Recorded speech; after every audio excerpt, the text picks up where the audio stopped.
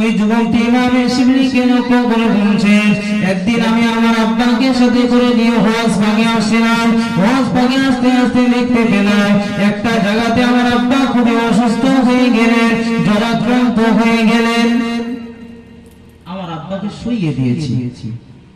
কিছুক্ষণ পরে দেখতে পেলাম যে আমার আব্বার শরীরটা একদম কালো কুৎসিত হয়ে গেছে, আর ওই জরাক্রান্ত অবস্থায় আমার আব্বা মারা গিয়েছে। ওই যুবক বলছেন, হে শিবলি শুনে গো, আমার আব্বা যখন ইন্তেকাল করে গেলেন প্রতিমধ্যে আমি তখন চিন্তিত হয়ে গেলাম, চিন্তায় মগ্ন হয়ে গেলাম। আমি আমার চোখের পানি আর ধরে রাখতে পারলাম না। এমন অবস্থায় ক্রন্দন করতে করতে আমি ঘুমিয়ে পড়লাম। আচ্ছা, আমরা অত্যাধিক যখন ক্রন্দন করি করতে করতে আমাদের শরীরে একটা শীতলতা ভাব আছে কিনা? হঠাৎ ঘুমিয়ে পড়েছে, বলছেন আমি ঘুমিয়ে পড়লাম। আমি স্বপ্নের মাধ্যমে দেখতে পেয়েছি যে আমার আব্বা ইন্তেকাল করেছে, বেঈমানি হালাতে যেন ইন্তেকাল করার মতো অবস্থা হয়ে গিয়েছে। শিবলিকে বলছে যে আমার আব্বা ইন্তেকাল করেছে আর আমি প্রতিমধ্যে হজ পাকে আসতে পারলাম না পরিপূর্ণতার সঙ্গে। প্রতিমধ্যে আমার আব্বা ইন্তেকাল করেছে, আমি কি করব? কিন্তু কিছুক্ষণ পরে দেখতে পাওয়া যায় আমার আব্বার শরীরটা নূরদান হচ্ছে, নূরে নূরান্বিত হয়ে গিয়েছে। হে শিবলি, আপনি শুনে রাখুন, এমন অবস্থাতে দেখতে পাওয়া যায় আমার ঘুমটা হয়ে যায়। ঘুমটা যেই না হয়ে গেল, সাথে সাথে দেখতে পেলাম আমার আব্বার চেহারাটা নূরে নূরান্বিত হয়ে গিয়েছে। তোমার আব্বা ইন্তেকাল করেছে, তোমার আব্বার শরীরটা কালো কুৎসিত হয়ে গিয়েছিল, কিছুক্ষণ পরে আবার চেহারাটা সুন্দর আকৃতি ধারণ করলো ইন্তেকালের পরে। হে শিবলি শুনে রাখো, আমার আব্বা ইন্তেকালের পরে এই ঘটনাটা ঘটেছে। এমন অবস্থায় শিবলিকে লক্ষ্য করে বলছেন, আমার আব্বা প্রতিনিয়ত রাসূলুল্লাহর প্রতি 300 বার করে দরুদ শরীফ পাঠ করতেন। আমার আব্বা যখন দরুদ শরীফ পাঠ করতেন, ওই দরুদ শরীফটাকে নিয়ে আল্লাহ পাকের মালায়েকা ফেরেশতারা আল্লাহ রাসূলের কাছে পৌঁছে দিত। জিবরাইল আমিন আলাইহিস সালামের মতো একজন ফেরেশতা রাসূলুল্লাহর কাছে ওই দরুদ শরীফ নিয়ে পৌঁছে দিতেন। একদিন নবী পাক সাল্লাল্লাহু আলাইহি ওয়াসাল্লাম জিজ্ঞাসা করছেন যে ও আল্লাহ পাকের ফেরেশতা, একজন ব্যক্তির দরুদ শরীফ তুমি আমার কাছে নিয়ে আসতে, সেই দরুদ শরীফটা আজও এখনো আমার কাছে আসে না, কারণটা কি? ওই ফেরেশতা তখন আল্লাহ নবীকে বলছে, ইয়া রাসূলুল্লাহ, ইয়া হাবিবাল্লাহ, হুজুর আল্লাহ পাকের ওই বান্দাটা ইন্তেকাল করেছে, সেজন্য দরুদ শরীফটা আপনার কাছে পৌঁছায় না। ইয়া রাসূলুল্লাহ, হাবিবাল্লাহ, ওই ব্যক্তিটি হজ ভাগে আসতে আসতে ইন্তেকাল করেছে, এক পর্যায়ে তার শরীরটা কালো করাগার কুৎসিত হয়ে গেল। ইয়া রাসূলুল্লাহ, হাবিবাল্লাহ, সে লোকটা ইন্তেকাল করেছে। আল্লাহ নবী আর থাকতে পারলেন না। ফেরেশতার কথা শুনে আল্লাহ রাসূল মদিনায় তাইয়্যিবা থেকে ওই ব্যক্তির কাছে এসে মুখে হাত বুলিয়ে দিলেন, শরীরে হাত বুলিয়ে দিলেন, আর আল্লাহ রাসূলের নবুয়তের নূরের হাতের সংস্পর্শে সাথে সাথে ওই ব্যক্তিটির চেহারাটা নূরে নূরান্বিত হয়ে গিয়েছিল। সুবহানাল্লাহ। ছেলে শিবলিকে শোনাচ্ছে, ও আল্লাহর বান্দা শুনে রাখো, আমার আব্বা এই যে নূরবান হচ্ছে শরীর দিয়ে, এই জন্য নূরবান হচ্ছে। আমার আব্বা রাসূলুল্লাহর প্রতি 300 বার করে দরুদ শরীফ পাঠ করত, এজন্য আল্লাহ রাসূল মদিনার কবরে শুয়ে থাকতে পারে না। আমার আব্বা শরীরে এসে হাত বুলিয়ে দিয়েছে, আর আল্লাহ রাসূলের হাতের সংস্পর্শে দিয়ে আমার আব্বা চেহারা দিয়ে নূরবান হচ্ছে। ও শিবলি শুনে রাখো, আমি রাসূলুল্লাহর প্রতি এই জন্য দরুদ শরীফ পাঠ করছি। জোরে বলুন সুবহানাল্লাহ। আমি আল্লাহর দিত বাক্য, এই জন্য কাবা শরীফ তওয়াবে আমি আর পড়ছি না, রাসূলুল্লাহর প্রতি দরুদ সালাম পাঠ করছি। সেখানে ওই সময় সেই যুবককে ডেকে বললেন, হে যুবক, আরো কিছু ঘটনা বলো আমাকে। ওই যুবক ওই সময়তে বলছেন, শুনে রাখুন শুনলে, আমার আব্বা রাসূলুল্লাহর প্রতি যে 300 বার দরুদ পাঠ করত, আমার আব্বা ইন্তেকালের পরেতে যখন আমি স্বপ্নতে দেখলাম একজন ব্যক্তি এসে আমার আব্বা চেহারাতে হাত বুলিয়ে দিয়েছে, আর আমি তখন ওই ব্যক্তি যখন আমার আব্বা শরীরে হাত বুলিয়ে দিয়েছে, আমার আব্বা শরীর দিয়ে নূর বার হচ্ছে, আমি তখন ওই ব্যক্তিকে পা দুখানা জড়িয়ে ধরলাম। আপনি কে? আমার আব্বার শরীরে হাত বুলিয়ে দিলেন, আর আমার আব্বার এই কালো কাদাকার কুৎসিত চেহারাটা নূরে নূরান্বিত হয়ে গিয়েছে। আপনি কে? আপনার পরিচয়? আল্লাহ নবী ওই সময় তো ওই যুবককে বললেন, হে যুবক, শুনে রাখো, তোমার আব্বা আমি রাসূলুল্লাহর প্রতি 300 বার করে প্রতিনিয়ত পাঠ দিতে তেলাওয়াত করত দরুদ, আর ওই দরুদটা আল্লাহ পাকের মালায়েকা ফেরেশতা আমি রাসূলুল্লাহর কাছে পৌঁছে দিত। কিন্তু আজকে 3 দিন হয়ে গেল আমি রাসূলুল্লাহর কাছে ওই দরুদ আর আসে না।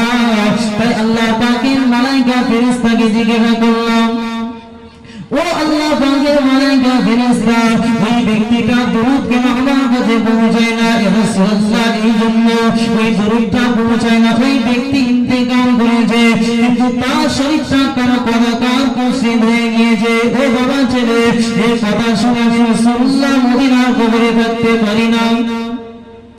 আমি তাড়াতাড়ি করে এসে তোমার আব্বা যে আমার মহব্বতে 300 বার দরুদ শরীফ পাঠ করত প্রতিনিয়ত, এজন্য আমি রাসূলুল্লাহ তোমার আব্বার বিপদের সময়তে আমি রাসূলুল্লাহ এসে হাত বুলিয়ে দিয়েছি।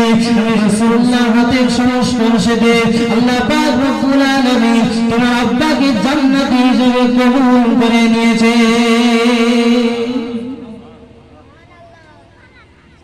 তাহলে রাসূলুল্লাহর প্রতি দরুদ যদি মহব্বতে পাঠ করা হয়, অবশ্যই রাসূলুল্লাহর কাছে পৌঁছাবে।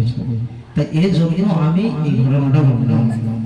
এই ঘটনাটা লিখেছেন ইমামে সাখাবী, তার একটা বিখ্যাত কিতাব আছে, আল কাউলুল বাদী ফি সালাতে হাবিবিশ শাফী বলে একটা কিতাব আছে, তাতে ঘটনাটা লিখেছেন। তাহলে রাসূলুল্লাহর প্রতি যখন আমরা দরুদ পাঠ করব মহব্বতের সঙ্গে, তাহলে রাসূলুল্লাহ আমাদের কাছে দয়া স্বরূপ এসেছেন, আর তিনি দুনিয়াতে এসে উম্মতদের জন্য চিন্তায় বিভোর। সেই নবী কলেমার বাণী প্রচার করেছেন, উম্মতদের কাছে দ্বীন ইসলাম পৌঁছে দিয়েছেন। আর সেই নবী মদিনায় তৈয়বায় এখনো আরাম ফরমাচ্ছেন। মসজিদে নববীতে একদিন রাসূলুল্লাহ বসা, যে আয়াত পাঠ করেছি ওই আয়াত আর হাদিসকে নিয়ে কিছু আলোচনা। মসজিদে নববীতে বসা, এমন অবস্থায় রাসূলুল্লাহ সাহাবীদেরকে লক্ষ্য করে বলছেন, ই'মাল দুনিয়া বিকদরি মাকামিকা ফিহা। আল্লাহ নবী মসজিদে নববীতে সাহাবায়ে কিরামদেরকে লক্ষ্য করে বললেন, ও আমার সাহাবারা শুনে রাখো, আমি রাসূলুল্লাহ বলছি, দুনিয়া জমিনে তোমাদেরকে আল্লাহ পাঠিয়েছে, ওয়া খালাকতুল জিন্না ওয়াল ইনসা ইল্লা লিয়া'বুদুন। ও আমার সাহাবারা শুনে রাখো, আল্লাহ পাক জিন আর ইনসানকে একমাত্র শুধুমাত্র ইবাদতের জন্য পাঠিয়েছে। ও আমার সাহাবারা শুনে রাখো, দুনিয়াতে তোমরা এসেছো আল্লাহ পাক রব্বুল আলামিনের ইবাদত করার জন্য। তাই এই দুনিয়াতে তোমরা এসেছো, তাই এই দুনিয়াতে যে পরিমাণে থাকবে, যতক্ষণ থাকবে ততক্ষণের জন্য তোমরা আমল করো। একজন চলে যান, পাশে বলাবলি করছে, আওয়াজ হবে না। একজন উঠে যান, আওয়াজটা বন্ধ করতে বলেন। তাহলে রাসূলুল্লাহ মসজিদে নববীতে সাহাবীদেরকে ওয়াজ করছেন যে দুনিয়ার জমিনে যে পরিমাণে বেঁচে থাকবে সেই পরিমাণে তোমরা আমল করো।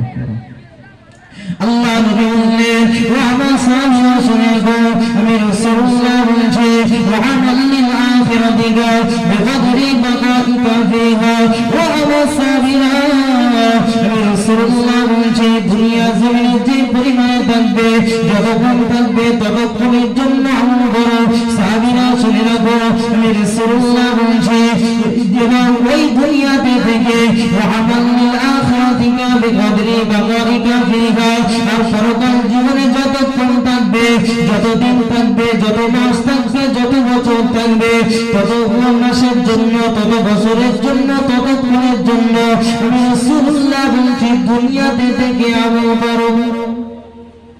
তাহলে এই দুনিয়াতে 50, 60, 70, 100 বছর আমরা বেঁচে থাকি আর তার জন্য আমরা আমল করি, কিন্তু পরকাল জীবনে আমাদের কতক্ষণ থাকতে হবে বলে বলে? অনন্তকাল। হয় জান্নাত না হয় জাহান্নাম। ভালো কাজ করলে জান্নাত, খারাপ কাজ করলে কি জাহান্নাম। তো অনন্তকালের জন্য আমাদের যে থাকতে হবে, তার জন্য রাসূলুল্লাহ বলছে দুনিয়াতে যে পরিমাণে থাকবে সেই পরিমাণে আমল করো, তারপরে ওয়ামাল লিল আখিরাতিকা বিকদরি বাকাইকা ফিহা, পরকাল জীবনে যতক্ষণ অবস্থান করবে ওই দুনিয়াতে তোমরা সেই পরিমাণে আমল করো।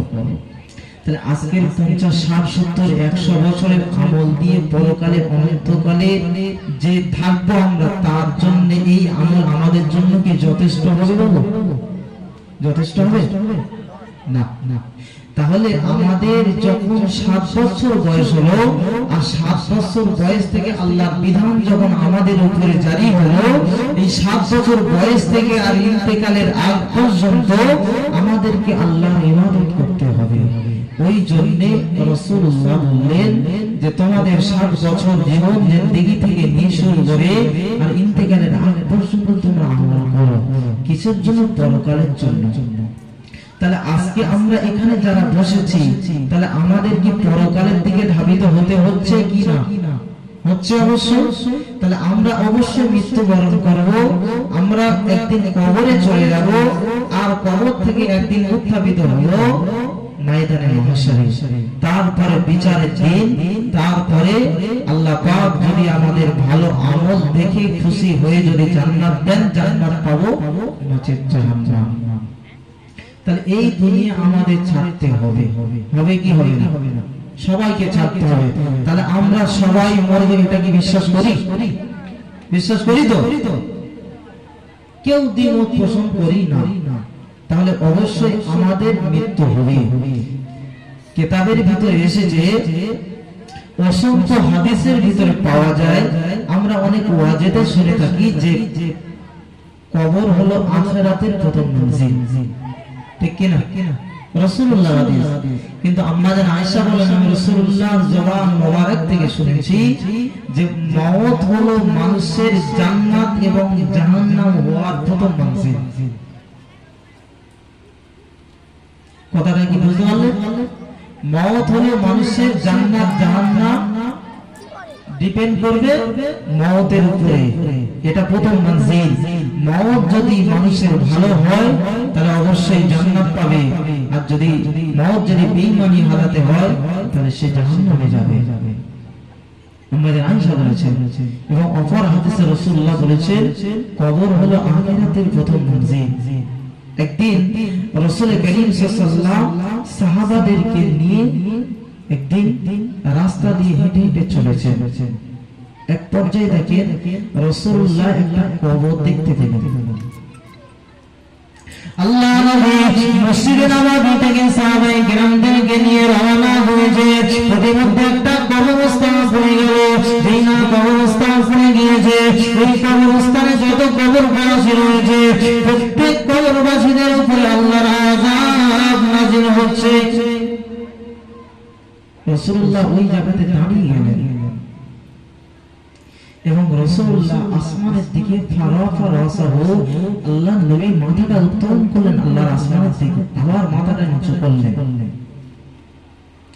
এমন অবস্থায় আল্লাহ পাকের বড় ফেরেশতা জিবরাইল আমিন আলাইহিস সালাম চলে আসলেন। আল্লাহ রাসূলের কাছে এসে বললেন, ইয়া রাসূলুল্লাহ, ইয়া হাবিবাল্লাহ, হুজুর এই যে কবরস্থান দেখতে পাচ্ছি, এই কবরস্থানে যত কবরবাসী রয়েছে প্রত্যেক কবরবাসীদের উপর আল্লাহর আযাব বর্ষণ হচ্ছে। এই জন্য হচ্ছে তারা দুনিয়া জমিনে আল্লাহর আইনকে সীমা লঙ্ঘন করেছে। আল্লাহর আইন তারা মানত না, তাই আল্লাহ তাদের উপরে আযাব দিয়েছেন। আল্লাহ নবী সাল্লাল্লাহু আলাইহি ওয়াসাল্লাম সাহাবায়ে কেরামদেরকে সাথে করে নিয়ে আল্লাহ রাসূল আল্লাহ পাকের দরবারে হাত তুলে দোয়া করলেন, রব্বুল আলামিন আল্লাহ, এই ব্যক্তি যেগুলো কবরে রয়েছে তারা দুনিয়ার জীবনে অনেক অন্যায় করেছে, অত্যাচার অবিচার করেছে, নফসের প্রতি জুলুম করেছে, রব্বুল আলামিন তারা তার ইবাদত করে না। ও রব্বুল আলামিন আল্লাহ, এই কবরস্থানে যত কবরবাসী রয়েছে তারা যদি কেউ ঈমান নিয়ে থাকে, হয়তো তাদের গুনার কারণে কবরে আযাব হচ্ছে, আল্লাহ তাদের কবরে আযাবকে আপনি মাফ করে দেন। রাসূলুল্লাহ হাত তুলেছেন, আল্লাহর কাছে দোয়া করছেন। এমন অবস্থাতে দেখতে পাওয়া যায় আল্লাহ নবীর বিখ্যাত সাহাবী হযরত আব্দুল্লাহ ইবনে মাসউদ রাদিয়াল্লাহু তাআলা বর্ণনা করে আল্লাহ নবী যেই হাত তুলেছে সাথে সাথে আল্লাহ নবী কিছুক্ষণের মধ্যে মুনাজাত শেষ করে দিলেন। এরপর আল্লাহ নবী সাহাবায়ে কিরামদেরকে নিয়ে কাশফুল কবর করতে লাগলেন। এক পর্যায়ে দেখতে পাওয়া যায় আল্লাহ নবী যেই সাহাবীদেরকে নিয়ে কাশফুল কবর করতে করতে ওই কবরবাসীদের অবস্থা আল্লাহ নবী অবলোকন করছে আর সাহাবায়ে কিরামদেরকে জানাচ্ছেন যে তোমরা কবরেতে কি হালাতে আছো, তোমাদের বর্ণনাটা একটু দাও। ওই সময় যে সমস্ত কবরবাসী তারা কোমর পর্যন্ত কবর থেকে উঠে দাঁড়িয়েছে, আল্লাহ নবীকে সালাম দিয়ে সম্বোধন করে বলতে লাগে, ইয়া রাসূলুল্লাহ, হুজুর আমরা ইন্তেকাল করবার পরে আল্লাহ আযাব আমাদেরকে গ্রেফতার করেছে, ইয়া রাসূলুল্লাহ, হুজুর আপনি যদি আজকে দিনেতে আমাদের কবরের পাশ দিয়ে না যেতে আর এই কবরের আযাব যদি অবলোকন না করতে তাহলে হয়তো কিয়ামত পর্যন্ত এই কবরের আযাব আমাদেরকে ভোগ করতে হতো। হুজুর আপনি এসেছেন, আল্লাহ আপনাকে দয়া স্বরূপ পাঠিয়েছেন। বলছিলাম আয়াতটা, আল্লাহ আপনাকে দয়া স্বরূপ পাঠিয়েছেন আর আপনি এসেই আমাদের কবরে আযাব দেখে আল্লাহর কাছে আপনি হাত তুলেছেন। ইয়া রাসূলুল্লাহ, হাবিবাল্লাহ, আপনি যেই না আমাদের জন্য আল্লাহর কাছে হাত তুলেছেন, আল্লাহ আপনার দোয়াকে কবুল করে নিয়ে আল্লাহ আমাদের তামাম জীবনে সমস্ত অপরাধগুলোকে আল্লাহ মাফ করে দিয়েছে।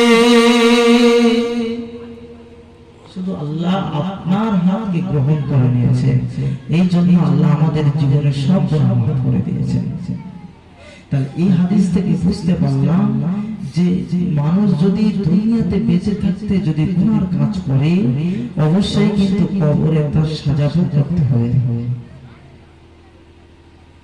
কিন্তু ফ্যাক্ট হলো মৃত্যুটা কিভাবে আমাদের ভালো হবে তার জন্য কিছু আলোচনা করব। একটু পিছনের চালু ভাইরা একটু এগিয়ে আসুন, দরুদ শরীফ পড়েন। আল্লাহুম্মা সাল্লি আলা, একটু আগে আসে, যদি অসুবিধা হয় আর বলবো না, যাদের অসুবিধা নেই একটু আগে আসেন। দরুদ শরীফ। আল্লাহুম্মা সাল্লি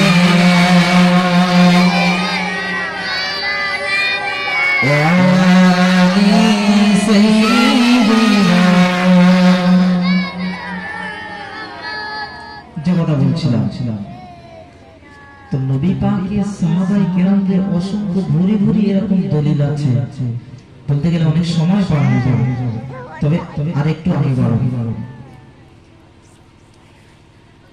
আজকে যে আমরা মৃত্যুবরণ করি, যারা চলে গেছে কবরে, মৃত্যু ভালো খারাপ হওয়ার জন্য প্রধান বিষয় হলো এটাই যে মানুষ যদি ভালো কাজ করে মৃত্যুর সময় অবশ্যই তার ঈমানি হালাতে মৃত্যু হবে। আর যদি মানুষ গুনাহ করে যদি মৃত্যুবরণ করে ওই গুনাহ প্রভাবটা মৃত্যুর সময় তার পড়বে, এটা আল্লাহ রাসূল বলেছেন। ইমামে কুরতুবী রাহমাতুল্লাহ আলাইহি যে বিখ্যাত একটা কিতাব লিখেছেন, তাফসীর কিতাব, জগৎ বিখ্যাত মুফাসসির তাফসীরে কুরতুবী লিখেছেন, তার একটা কিতাবের নাম হলো আত-তাযকিরা বিআহওয়ালিল মাউতা ওয়া উমুরিল আখিরা। কিতাবের ভিতরে ইমামে কুরতুবী বলে, আমার যখন ইন্তেকালের সময় হয়ে গেল, আমার ইন্তেকালের সময়তে ইবলিস শয়তান চলে আসলো, তার সঙ্গপাঙ্গদেরকে নিয়ে আমার কাছে চলে আসলো, তারা আমাকে ব্যারিকেড করে ঘিরে রইল, ব্যারিকেড করে ঘিরে রয়েছে। এক পর্যায়ে ইবলিস শয়তান বলছে, হে ইমামে কুরতুবী, আজকেকার দিনেতে তুমি তো আল্লাহ দুনিয়াতে নাফরমানি করেছো, আর আজকেকার দিনেতে তুমি ঈমানি হালাতে মৃত্যুবরণ করবে, তাই তুমি ইহুদি হয়ে মারা যাও। কি হয়ে মারা যাও? ইহুদি হয়ে। আল্লাহ রাসূল শোনার জবানে বলেছেন, ইন্না শাইতান আহাদুকুম ক্বাবলা মাউতিহি। আল্লাহ নবী বলেছেন, মানুষ যখন ইন্তেকালের সময় হয়ে আসে, মানুষের ইন্তেকালের সময় ইবলিস শয়তান চলে আসে। এই ইবলিস শয়তান চলে আসবার পরে ইবলিস শয়তান মনুষ্য ব্যক্তিকে লক্ষ্য করে বলে, ফায়াকুলু লাহু মিতু ইয়াহুদিয়া, ও আল্লাহর বান্দা, তুমি ইহুদি হয়ে মৃত্যুবরণ করো, তাহলে তুমি আল্লাহর জান্নাত পেয়ে যাবে। কে বলে? ইবলিস। ইমামে কুরতুবী বলেন, ইবলিস এসে আমাকে বলছেন। ইবলিস আবারও বলছে, এই ইমামে কুরতুবী শোনো, ইহুদি হয়ে মরতে হবে না, ওয়ালা নাসরানিয়া, ওয়ালা মৃত্যু নাসরানিয়া। এই ইমামে কুরতুবী শুনে রেখে দাও, তোমাকে ইহুদি হয়ে মরতে হবে না, তোমাকে নাসারা হয়ে মৃত্যুবরণ করেছে। তুমি যদি ইহুদি হয়ে না মরো, তাহলে নাসারা হয়ে মরো, তাহলে তুমি নাজাত পাবে। ইমামে কুরতুবী রাহমাতুল্লাহ আলাইহি বলেন, সেই সময়তে আমার কাছে কিছু আমার আত্মীয় স্বজন ছিল, তারা আমার কাছে যে কলেমা তাকে লা ইলাহা ইল্লাল্লাহু মুহাম্মাদুর রাসূলুল্লাহ তালকিন করছে। এক পর্যায়ে আমার চোখ ওই সময়তে বন্ধ ছিল, যখন ইহুদি হয়ে এবং নাসারা হয়ে মৃত্যুবরণ করার কথা যখন ইবলিস বলতে লাগলো, তখন আমি লা লা লা লা বলে জবাব দিয়ে দিলাম। না না না, জবাব দিয়ে দিলাম। আমার আত্মীয় স্বজনরা বলছে, কলেমা তালকিন দেয়া হচ্ছে একেবারে মনুষ্য অবস্থায়, আর উনি আবার না না করছে। কিছুক্ষণ পরে ওনার হালকা একটু স্বাভাবিক অবস্থা হয়ে গেল, চলতে করলেন। ইমামে কুরতুবীকে জিজ্ঞাসা করা হয়, ও আল্লাহ পাকের ইমাম, ও আল্লাহ পাকের বান্দা ইমামে কুরতুবী, আপনি এত বড় জগৎ বিখ্যাত ইমাম, আজকেকার দিনেতে যখন কলেমা তালকিন আপনাকে দেওয়া হলো, আপনি না না না না করছিলেন কেন? এবার আপনি চোখ করেছেন, এর বর্ণনাটা আপনি আমাদের কাছে করুন। কলেমা তালকিন করা হচ্ছে আর আপনি না না করছেন। এত ভালো একটা বাক্য, যেখানে আল্লাহর নাম, যেখানে নবীর নাম, আর সেখানে আপনি না না করছেন কেন? ইমামে কুরতুবী এই সময়তে বললেন, ও আমার আত্মীয় স্বজনরা শুনে রাখো, আমার যখন অবস্থা মুমূর্ষ অবস্থা, আজরাইল আলাইহিস সালাম চলে আসে, আমাকে জান কব্জ করে নেবে, এমন অবস্থায় দেখতে পেলাম ইবলিস শয়তান তার সঙ্গপাঙ্গদেরকে নিয়ে আমাকে ব্যারিকেড করে ঘিরে রেখে আমাকে বলছে, এই ইমামে কুরতুবী, তুমি ইহুদি হয়ে মরো, তাহলে তুমি নাজাত প্রাপ্তদের অন্তর্ভুক্ত হবে। যদি ইহুদি হয়ে না মরো, তাহলে তুমি নাসারা হয়ে মরো, তাহলে তুমি অবশ্যই জান্নাতি হিসেবে বিবেচিত হবে। এই জন্য আমি না না না না বলে গেলাম, অর্থাৎ না না বলে গেলাম। তোমরা কিন্তু তা বুঝতে পারবে। ইমামে কুরতুবী রাহমাতুল্লাহ আলাইহি বলেন, তোমরা যখন আমাকে কলেমা তালকিন করছিলে, ওই রকম একটা মুহূর্তে ইবলিস শয়তান তার সঙ্গপাঙ্গদেরকে নিয়ে আমার ঈমানটাকে নষ্ট করার জন্য, আমার ঈমানটাকে হরণ করার জন্য তারা উদ্যত হয়েছিল, যাতে করে আমাকে বেঈমানি হালাতে যাতে মৃত্যু হয়ে যায়, সেজন্য তারা বিরাট কৌশল অবলম্বন করেছিল। আমি তাদের উত্তরে না না জবাব দিয়েছি। এবার আল্লাহ পাকের মালায়েকা ফেরেশতা আজরাইল আলাইহিস সালাম কাছাকাছি হয়ে গিয়েছে, তুমি আমার কাছ থেকে চলে যাও। এরকম অবস্থায় ইমামে কুরতুবীকে ওই সময় লক্ষ্য করে ওনার একজন আত্মীয় স্বজন বলছে, আমি দেখতে পাচ্ছি ইমামে কুরতুবী তখন নিজে পড়তে লেগেছে। লা ইলাহা ইল্লাল্লাহ মুহাম্মাদুর রাসূলুল্লাহ বলা শেষ হয়ে গিয়েছে, সাথে সাথে ইমামে কুরতুবী ইন্তেকাল করে গেছেন। তাহলে জগৎ বিখ্যাত ইমাম কুরতুবী এত বড় একজন ইমাম, যার খেদমত তামাম পৃথিবীতে সমাদৃত, সেরকম একটা ইমামের কাছে ইবলিস শয়তান চক্রান্ত করেছিল যে তার ঈমানটাকে হরণ করার জন্য। তাহলে আমি আপনি সাধারণ মানুষ, আমি আপনি সাধারণ মানুষ, তাহলে আমি আপনি সাধারণ মানুষ, আমাদের অবস্থা তাহলে কেমন হবে? যে ওই রকম জগৎ বিখ্যাত মুফাসসির ইমাম ফখরুদ্দিন রাজি মিশকাতে সারা মিরকাতে একটা হাদিসের ব্যাখ্যা লিখছেন, টিকাতে হাসিয়াতে লিখছেন যে ইমাম রাজি তিনি জগৎ বিখ্যাত মুফাসসির ইমামুল মুফাসসিরিন বলা হয়েছে, মুফাসসির কুলের সম্রাট বলা হয়েছে। আর রাসূলুল্লাহ বিখ্যাত সাহাবী হযরত আব্দুল্লাহ ইবনে আব্বাস রাইসুল মুফাসসিরিন। ফখরুদ্দিন রাজির একটা কিতাব আছে তাফসীরুল কবীর, হ্যাঁ এই কিতাবটা বিরাট বড় একটা তাফসীরের কিতাব, সব আলেমরা এই তাফসীরে কবীরকে ফলো করে। তো এর যিনি মুসান্নিফ রাইটার তিনি বলেন আমার ইন্তেকালের সময় ইবলিস শয়তান আমার কাছে এসেছে, যেই না আমার কাছে এসেছে তখন আমাকে বলছে, এই ফখরুদ্দিন তুই যে এতদিন আল্লাহর ইবাদত করেছিস এগুলো সব কিছু মিথ্যা। মোল্লানি কারিম উল্লেখ করছেন। এরপরে ইমাম ফখরুদ্দিন রাজি বলে আমাকে যখন বেঈমানি হালাতে মৃত্যু হওয়ার জন্য ইবলিস উদ্যত হলো, চক্রান্ত করলো, এমন অবস্থায় দেখতে পেলাম আমার যে উস্তাদ ছিলেন নাজিমউদ্দিন কুমরা তিনি কবরস্থ হয়ে গিয়েছিলেন, অনেক আগে ইন্তেকাল করেছিলেন। তিনি জগৎ বড় আল্লাহর ওলি ছিলেন, আল্লাহ পাকের ওলি বান্দা। তখন আমার কাছে রূহানি খালাতে এসে বললেন, এ ফখরুদ্দিন তোর কাছে ইবলিস শয়তান হাজির হয়ে গিয়েছে, তোর ঈমানটাকে নষ্ট করার জন্য হাজির হয়ে গিয়েছে। এই ফখরুদ্দিন তুই কালেমা তাইয়্যিবা পড়তে দাও। সাথে সাথে আমি ফখরুদ্দিন লা ইলাহা ইল্লাল্লাহ মুহাম্মাদুর রাসূলুল্লাহ জানা করলাম, ইবলিস শয়তান আমার কাছ থেকে দূরে পালিয়ে গেল। তাহলে জগৎ বিখ্যাত ইমাম ফখরুদ্দিন রাজির মতো এত বড় একজন মানুষ, তার কাছেও ইবলিস শয়তান এসে চক্রান্ত করেছে।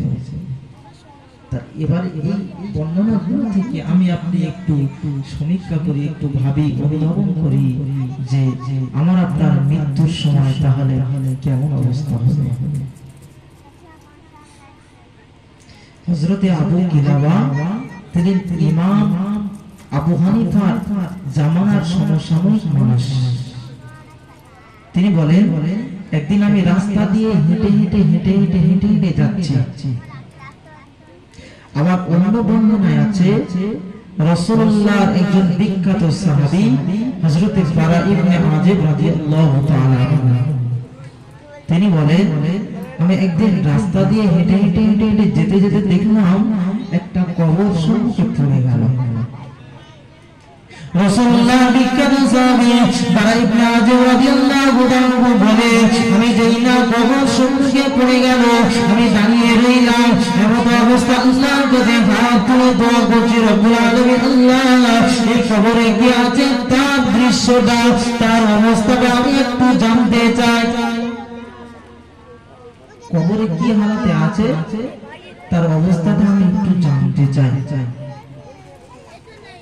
এক পর্যায়ে আল্লাহ রাসূলের বিখ্যাত এবং জলিল সাহাবী ইবনে আযিব আল্লাহর নবীর সাহাবী হওয়া সত্ত্বেও আল্লাহ নবীর মতো একজন বিখ্যাত সাহাবী আল্লাহ নবীর সাহাবী বারা ইবনে আযিব যখন আল্লাহর কাছে হাত তুলে দোয়া করলেন আর বললেন আল্লাহ পাক আপনার এই যে বান্দা কবরে শুয়ে আছে এর অবস্থাটা কি আমি একটু জানতে চাই।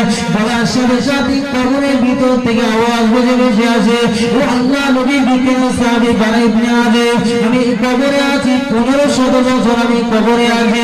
এই 1500 বছর কবরে থাকবার পরেও আমার ইন্তেকালের সময়তে ইসরাঈল আলাইহিস সালাম আমাকে যখন জান্তব্য করে, তার যে কাফনি, তার যে একটা ভয় ডর আমার ওই সময়তে লেগেছিল। আজও কবরে 1500 বছর, কিন্তু ওই ভয় ডর কাফনিটা এখনো যায় না। ও বারাইত নাজির শোনা গো।